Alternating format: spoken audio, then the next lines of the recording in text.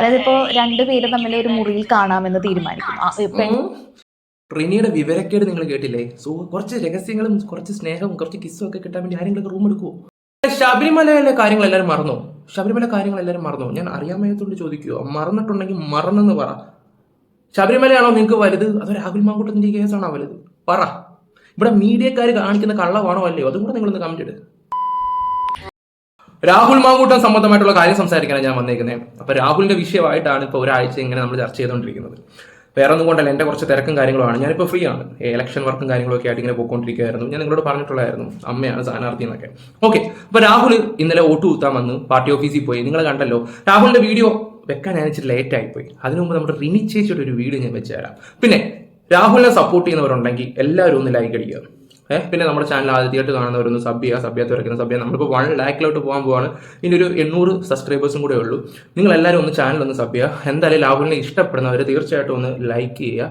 Okay, എന്തായാലും നമുക്ക് വീഡിയോയിലോട്ട് പോകാം. പിന്നെ അഭിപ്രായം, ഈ റിനിയെ കുറിച്ചുള്ള അഭിപ്രായം നിങ്ങൾ കമന്റ് ബോക്സിൽ കൊടുക്കുകയും ചെയ്യണം. റിനി, അതായത് പെൺകുട്ടികൾക്ക് നീതി മേടിച്ചു കൊടുക്കാൻ നടക്കുന്ന ഒരു സ്ത്രീയുടെ വായിന്ന് വീഴുന്ന ചില വാചകങ്ങളൊക്കെ ഞാനൊന്ന് വിവരിച്ചു തരാം.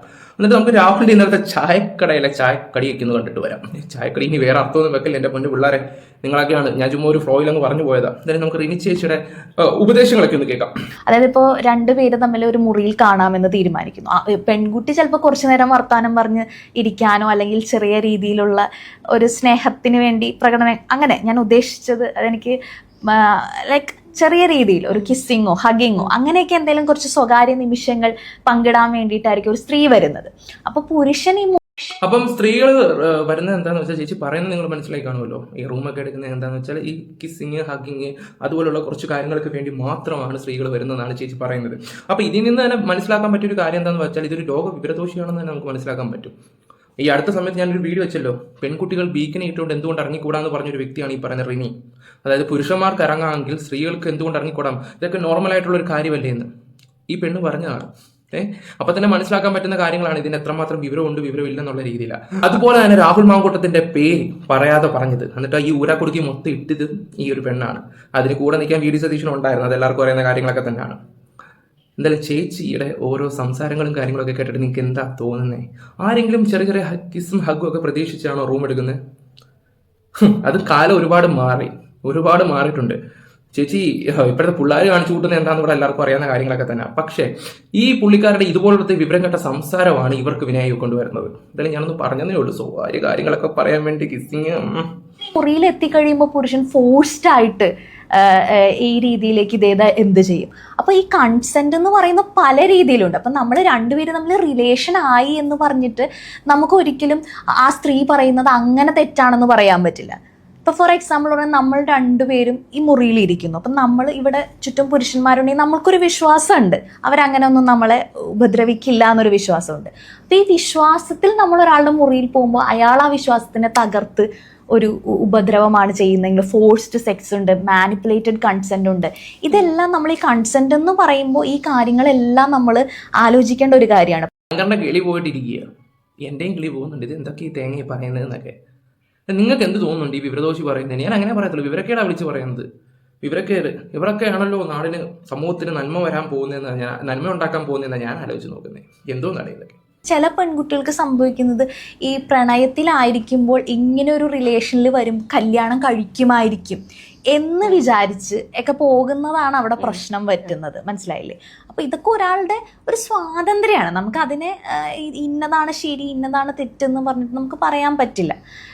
ഇപ്പോഴത്തെ കാലഘട്ടത്തിൽ പ്രത്യേകിച്ചും എല്ലാവരും അത് പ്രിഫർ ചെയ്യുന്നുണ്ട്. കാരണം നമുക്ക് അറിയാത്ത ഒരാളെ, ഒരു പരിചയമില്ലാത്ത ഒരാളെ, വിശ്വാസമില്ലാത്ത ഒരാളെ വിവാഹം കഴിക്കാൻ ഇപ്പോൾ ആരും ഇഷ്ടപ്പെടുന്നില്ല. തീർച്ചയായിട്ടും അവർ കുറച്ച് എക്സ്പീരിയൻസ് വേണം, അല്ലെങ്കിൽ അവർ ഒന്നിച്ച് എങ്ങനെയാണെന്ന് അവർ മനസ്സിലാക്കണം എന്ന് കരുതുന്ന ആ കോൺസെപ്റ്റിൽ നമുക്ക് തെറ്റ് പറയാൻ പറ്റില്ല. പക്ഷെ ആ കോൺസെപ്റ്റിനെ ദുരുപയോഗം ചെയ്യുന്നവരുണ്ട് എന്നുള്ളതാണ്. ഒരു റിലേഷൻഷിപ്പിലായിട്ട് വിവാഹമൊക്കെ കഴിക്കാം, നമുക്കൊന്ന് ഒന്നിച്ച് കുറച്ച് നാൾ ഒരുമിച്ച് പോകാം എന്നൊക്കെ പറയുമ്പോൾ അത് ഉപയോഗിച്ച് ആ ഒരു ഇത് ഉപയോഗിച്ച് ഈ പെൺകുട്ടിയെ എങ്ങനെ ഉപയോഗപ്പെടുത്താം എന്ന് കരുതുന്ന രീതിയിലുള്ള ആളുകളും ഉണ്ട്. അതും നമ്മൾ സൂക്ഷിക്കേണ്ട അല്ലെങ്കിൽ ശ്രദ്ധിക്കേണ്ട ഒരു കാര്യം തന്നെയാണ്. അവനവന്റെ കാര്യങ്ങൾ നോക്കി പോയാൽ ഒരു കുഴപ്പവും ഉണ്ടാവില്ല. ശ്രദ്ധിക്കണം. ഇപ്പോഴത്തെ കുട്ടികൾ ആരും അങ്ങനെ ശ്രദ്ധിക്കാറില്ല, സ്വന്തം കാര്യങ്ങൾ അങ്ങനെ നോക്കാറില്ല. ഒരു റിലേഷൻ ആയി കഴിഞ്ഞാൽ ഓക്കെ, ഇത് കഴിഞ്ഞാൽ പിന്നെ വീഡിയോ കോള് അത് ഇത് മറ്റേത് മറിച്ചത് അവരുടെ കാര്യങ്ങൾ മാത്രമേ ഉള്ളൂ. പിന്നെ എന്താ പറയണ്ടത്? അത് ബ്രേക്ക് ആയി കഴിഞ്ഞാൽ അടുത്തത്. അല്ല പണ്ടത്തെ കൂട്ട് പണ്ടത്തെ സിനിമയിലൊക്കെ കാണുന്ന പോലെ എന്തെങ്കിലും സംഭവിച്ചു കഴിഞ്ഞാൽ അയ്യോ പറ്റിപ്പോയി ആത്മഹത്യ ചെയ്യാൻ പോകുന്നില്ല സിനിമയിലൊക്കെ കാണുന്ന ആ കാലമൊക്കെ അങ്ങ് മാറി. ഇപ്പോൾ അതൊക്കെ മാറി. ഇപ്പൊ പിന്നെ സമൂഹത്തിന് ഓരോ മെസ്സേജ് കൊടുക്കുന്ന റിനിയുടെ വായി വരുന്ന ഓരോ വിവരക്കേടൊക്കെ വെച്ച് നോക്കുമ്പോൾ തന്നെ നമുക്ക് മനസ്സിലാക്കാൻ പറ്റും ഇപ്പോഴത്തെ തലമുറ എന്താണെന്ന്. ഈ പറയുന്നത് ഇപ്പൊ നമ്മൾ കണ്ടോണ്ടിരിക്കുന്ന ഇവിടെ സംസാരത്തിൽ തന്നെ നിങ്ങൾക്ക് മനസ്സിലാക്കാൻ പറ്റും. ഒരു റൂം എടുക്കുന്ന എന്തിനാ? സ്വകാര്യ കാര്യങ്ങളും ഒരു കിസ്സും ഹഗ്ഗും അത് മാത്രം പ്രതീക്ഷിച്ചുള്ള രീതിയിൽ അത് പറഞ്ഞപ്പോൾ തന്നെ മനസ്സിലാക്കാൻ പറ്റും ഈ ഒരു വ്യക്തിയുടെ വിവരക്കേട് എന്താണെന്ന്. അപ്പൊ നിങ്ങളൊക്കെ അങ്ങനെയാണെന്ന് ഒരു ചോദ്യം ചോദിച്ചാൽ എന്ത് പറയും? ഈ പറയുന്ന റിനി അങ്ങനെയൊക്കെ ഉണ്ടോ? കഷ്ടം. എന്തായാലും രാഹുൽ മാങ്കൂട്ടത്തിന്റെ ഇന്നലെ ചായക്കടയിലെ വീഡിയോ ഒക്കെ കണ്ടിട്ട് വരാം. പ്രിയ ഇളവള്ളി മഠം കൂടുതൽ പ്രതികരിക്കാൻ രാഹുൽ മാങ്കൂട്ടത്തിൽ തയ്യാറാകുന്നില്ല. രണ്ടുവരിയിൽ ചുരുക്കി പറഞ്ഞത് ഇപ്പോൾ ഒന്ന് പരത്തി പറഞ്ഞു എന്ന് മാത്രം.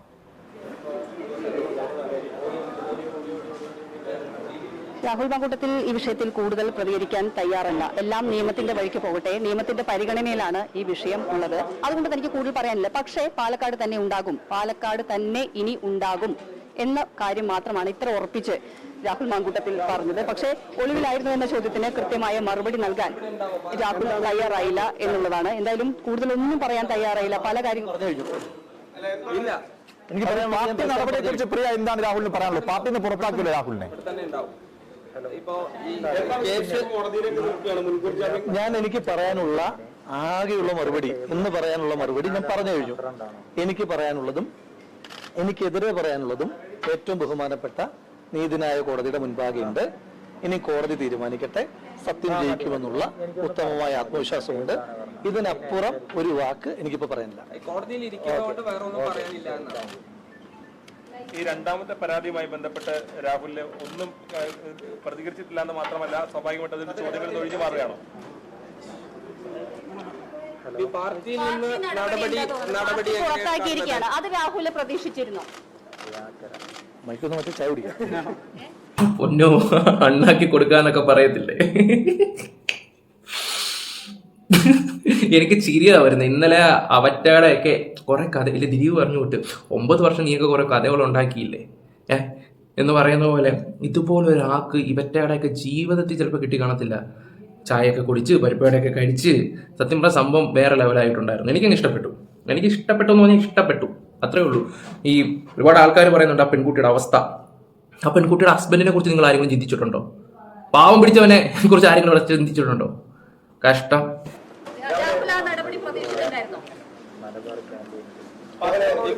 പാർട്ടിയിൽ വലിയ വിശ്വാസത അർപ്പിച്ചിരുന്നു. പാർട്ടിയിൽ നിന്ന് പൂർണ്ണമായിട്ട് സസ്പെൻഷൻ എന്നുള്ള അത് ഉൾപ്പെടെയുള്ള ആളുകൾ രൂക്ഷമായ വിമർശനം ഉന്നയിച്ചുകൊണ്ടാണ് അവസാന ഘട്ടത്തിൽ രംഗത്ത് വന്നത്. താങ്കൾക്ക് അതിനെ കുറിച്ചൊന്നും പ്രതികരിക്കാനില്ലേ?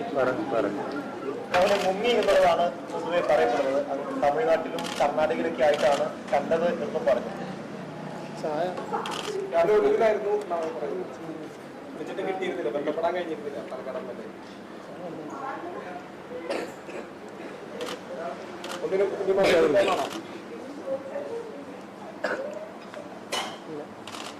ഇനി മാധ്യമങ്ങളോട് പ്രതികരണം ഇല്ല എന്നുള്ളതാണ്. അതായത് കേസ് തീരുന്നവരെ പ്രതികരണം ഇല്ല എന്നാണ് ഈ വിഷയത്തിൽ. പാലക്കാട് തുടരും. എന്താ നീക്കം? രാഹുൽ ഇനി എങ്ങോട്ടേക്ക്? സാധാരണ ഏത് MLA എവിടെ എന്ന ചോദ്യത്തിന് സ്വാഭാവികമായിട്ടും വോട്ടർമാർക്ക് അറിയാനുള്ള ഒരു അവകാശമില്ലേ? ഇനി എവിടേക്കാണ് ഉണ്ടാവുക? ഇവിടെ തന്നെ ഉണ്ടാവും. ഒന്നോ ആ ചേച്ചിയുടെയൊക്കെ അവസ്ഥ ഒന്ന് ആലോചിച്ച് നോക്കേ. ഇതുപോലൊരു പണി ഇവന്മാർക്ക് ജീവിതത്തിൽ കിട്ടുമെന്ന് എനിക്ക് തോന്നുന്നില്ല. കാരണം കുറച്ചു നേരം കുടിയൊക്കെ കണ്ടിട്ട് എനിക്ക് തിരി വരിക. കഷ്ടം.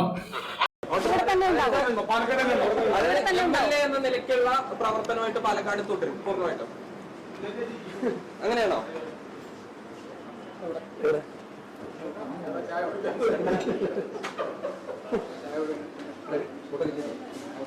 അതൊക്കെ റെഡിയാണ്.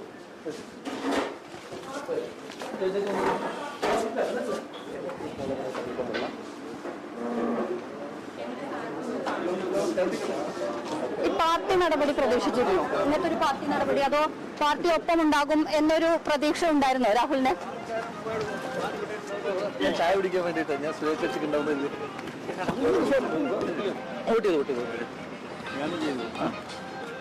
ചെയ്തിപ്പോ വന്നിട്ടുള്ളൂ. പക്ഷെ കിട്ടുമെന്ന് പറഞ്ഞു രാജേഷ് പറഞ്ഞു.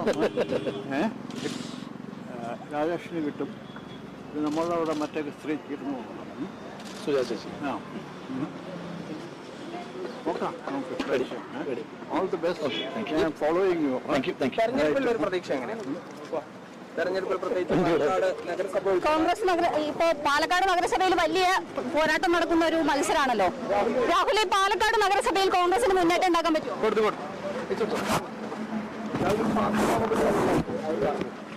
എവിടേക്ക് പോണത്? ഓഫീസിലേക്ക്. ഓക്കെ, ഓഫീസിലേക്ക്. ഇവിടെ ഉണ്ട്, പാലക്കാടുണ്ട്. വണ്ടി എന്താ നിങ്ങൾ ഇല്ലാടാ? അല്ല ചേച്ചി വണ്ടി കയറില്ല, തകനെ കേട്ടിട്ട് നിങ്ങൾ ആ വണ്ടി കയറി വരുന്നു, വോട്ട് ചെയ്യുന്നു, വളരെ വേഗം ഇറങ്ങുന്നു, രണ്ടുപേരിൽ പ്രതികരണം പറയുന്നു, നേരെ ഒരു ചായ കുടിക്കാൻ പോകുന്നു, അവിടെ നിന്നും അധികം പ്രതികരിക്കാൻ തയ്യാറാകുന്നില്ല, പിന്നീട് ഓഫീസിലേക്ക് പോകുന്നു എന്ന് പറഞ്ഞ് മടങ്ങുന്നു. ഇതാണ് നമ്മൾ കഴിഞ്ഞ അരമണിക്കൂറായി കാണുന്നത്. പ്രിയ ഇളവള്ളി മഠം രാഹുൽ മാങ്കൂട്ടത്തിലുമായി സംസാരിച്ചിരുന്നു. അതൊരിക്കൽ കൂടി. രാഹുൽ എന്തെങ്കിലും പറയാനുണ്ടോ? ഞാൻ പറഞ്ഞു. എന്താ പറയാനുള്ളത്? എനിക്ക് പറയാനുള്ളതും എനിക്കെതിരെ പറയാനുള്ളതും ഏറ്റവും ബഹുമാനപ്പെട്ട നീതിന്യായ കോടതിയുടെ മുൻപാകെയുണ്ട്. അപ്പോൾ ഇനിയും കോടതി തീരുമാനിക്കട്ടെ. ഓക്കെ, അപ്പൊ രാഹുൽ മാങ്കൂട്ടത്തിന്റെ 3 മാസം മുമ്പുള്ള കഥകളും കാര്യങ്ങളൊക്കെ ഞാൻ പറയാതെ തന്നെ നിങ്ങൾക്ക് അറിയില്ല. 3 മാസത്തെ കഥയല്ല ഇപ്പൊ വന്നിരിക്കുന്ന കഥയും കാര്യങ്ങളൊക്കെ. ഓക്കെ, എന്തായാലും ശബരിമല വിഷയം മറയ്ക്കാൻ വേണ്ടി കാണിക്കുന്ന ഓരോ തോന്നിവാസങ്ങളെന്ന് ഞാൻ പറയും. ഞാൻ അന്നേ എന്റെ വീഡിയോക്കകത്ത് ഞാൻ എടുത്തു പറഞ്ഞിട്ടുള്ള ഒരു കാര്യമാണ്. നിങ്ങൾ കണ്ടോ, ഈ ഒരു കേസ് 2 മാസം കഴിഞ്ഞാൽ വീണ്ടും കുത്തിപ്പൊക്കി വന്നു കഴിഞ്ഞാൽ ഈ പറയുന്ന എന്തോ ഒരു വലിയൊരു കേസ് ഈ പറയുന്ന കമ്മ്യൂണിസ്റ്റ് പാർട്ടിയുടെ വരാനുണ്ട്. ആ സമയത്ത് വീണ്ടും രാഹുലിന്റെ അടുത്തിടുമെന്ന് ഞാൻ നിങ്ങളോട് എടുത്ത് പറഞ്ഞിട്ടുണ്ടായിരുന്നു. അതുപോലെ തന്നെ ശബരിമല വിഷയം വന്നപ്പോഴത്തേക്ക് ഇതേ കിടക്കുന്നു, അതങ്ങ് മുക്കി. എന്തായാലും ചെമ്പ് കള്ളന്മാർ, ഞാൻ നിങ്ങളോട് ചോദിക്കുക, അയ്യപ്പനെ സ്നേഹിക്കുന്ന വ്യക്തികളോട് ഞാൻ ചോദിക്കുക, നിങ്ങളത് മറക്കുമോ? ഈ അയ്യപ്പന്റെ ഇത് മോട്ടിച്ചത് നിങ്ങൾ മറക്കുമില്ലോ എന്ന് ചോദിച്ചോട്ടെ. ഓക്കെ, എന്തായാലും രാഹുലിന്റെ ഈ ഒരു വീഡിയോ ഇഷ്ടപ്പെട്ടവർക്ക് എന്തായാലും നിങ്ങളുടെ അഭിപ്രായങ്ങൾ കമന്റ് ബോക്സിൽ രേഖപ്പെടുത്താം. പിന്നെ സബ് ചെയ്യാത്തവരൊക്കെ സബ് ചെയ്യുക, ലൈക്ക് ചെയ്യാത്തവരൊക്കെ ഒന്ന് ലൈക്ക് ചെയ്യുക.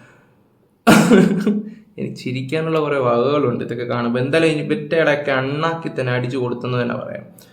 ഓക്കെ, എന്തായാലും നിങ്ങളുടെ അഭിപ്രായങ്ങൾ പറ. എന്തായാലും നമുക്ക് പുതിയ വിശേഷങ്ങളൊക്കെ ആയിട്ട് വരാം. ഇനിയിപ്പം നമ്മൾ ആക്റ്റീവ് ആയിരിക്കും. Bye, love you all guys, bye by.